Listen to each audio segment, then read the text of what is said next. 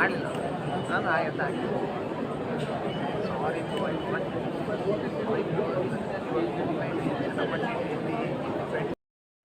ಇಂದು ಬೆಂಗಳೂರು ಅಶೋಕ ಲಲಿತರ್ ಹೋಟೆಲ್ನಲ್ಲಿ study abroad 2025 government of Karnataka ವತಿಯಿಂದ ಹಮ್ಮಿಕೊಂಡಿದ್ದು ಬಹಳ ಸಂತೋಷವಾಗಿದೆ.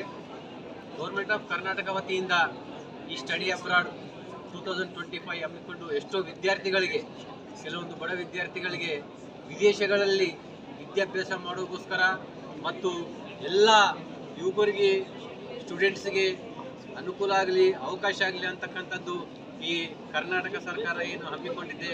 ಕರ್ನಾಟಕ ಸರ್ಕಾರದ ಘನವಿತ್ತ ಸರ್ಕಾರದ ಮುಖ್ಯಮಂತ್ರಿಗಳಾದ ಸನ್ಮಾನ್ಯ ಶ್ರೀ ಸಿದ್ದರಾಮಯ್ಯ ಸಾಹೇಬರಿಗೆ ಮತ್ತು ITBT ಸಚಿವರಾಗಿರ್ತಕ್ಕಂಥ ಸನ್ಮಾನ್ಯ ಶ್ರೀ ಪ್ರಿಯಾಂಕ್ ಖರ್ಗೆ ಸಾಹೇಬರಿಗೆ ಬಹಳ ಅಭಿನಂದನೆಗಳನ್ನು ಸಲ್ಲಿಸ್ತೀನಿ. ಯಾಕಂತಂದರೆ ಇತ್ತೀಚಿನ ದಿನಗಳಲ್ಲಿ ಸ್ಟೂಡೆಂಟ್ಸ್ ಬಗ್ಗೆ ಆಲೋಚನೆಗಳು ಮಾಡ್ತಾ ಇದೆ ಸರ್ಕಾರ. ಯಾಕಂತಂದರೆ ಕೆಲವೊಬ್ಬರಿಗೆ ವಿದೇಶಗಳಲ್ಲಿ ವಿದ್ಯಾಭ್ಯಾಸ ಮಾಡಬೇಕು, ಫಾರಿನ್ನೋ, ಜಪಾನೋ ಅಥವಾ ಆಸ್ಟ್ರೇಲಿಯಾದಲ್ಲಿನೋ ವಿದ್ಯಾಭ್ಯಾಸ ಮಾಡಬೇಕು, ಅವರಿಗೆ ತೊಂದರೆ ಇರುತ್ತೆ. ಅದಕ್ಕೋಸ್ಕರ ಒಂದು ಈವೆಂಟನ್ನು 2025 ಮತ್ತು ಈ 17th ಇವತ್ತಿನ ದಿವಸ ಏನು ಕಂಡಕ್ಟ್ ಮಾಡಿದ್ದಾರೆ, ಹುಡುಗರಿಗೋಸ್ಕರ ಬಹಳ ಅನುಕೂಲ ಆಗಿದೆ. ಈ ಒಂದು ದೃಷ್ಟಿಯಿಂದ ಎಲ್ಲ ಬಹಳಷ್ಟು ವಿದ್ಯಾರ್ಥಿಗಳು ನಾನು ನೋಡ್ತಾ ಇದ್ದೀನಿ ಇಲ್ಲಿ ಈವೆಂಟ್ನಲ್ಲಿ ಪಾಲ್ಗೊಂಡು ಅವರವರು ಹೇಳ್ತಾ ಇದ್ದಾರೆ, ಫರ್ದರ್ ಎಜುಕೇಷನ್ಗೋಸ್ಕರ ವಿದೇಶಕ್ಕೆ ಹೋದರೆ ಯಾವ ಥರ ತಾವು ಸರ್ಕಾರ ವತಿಯಿಂದ ನಮಗೆ ಅವಕಾಶಗಳು ಮಾಡಿಕೊಡ್ತೀರಿ, ಯಾವ ಥರ ಸ್ಕಾಲರ್ಶಿಪ್ ಕೊಡ್ತೀರಿ, ಯಾವ ಥರ ಉಪಯೋಗ ಆಗ್ತಾ ಇದೆ, ಅವರೆಲ್ಲರೂ ಕೂಡ ಗೈಡ್ ಮಾಡ್ತಾ ಇದ್ದಾರೆ.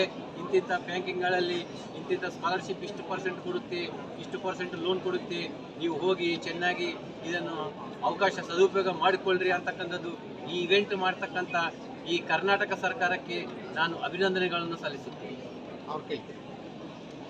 ಅವ್ರ ಎರಡು ಮಾತಾಡಿ.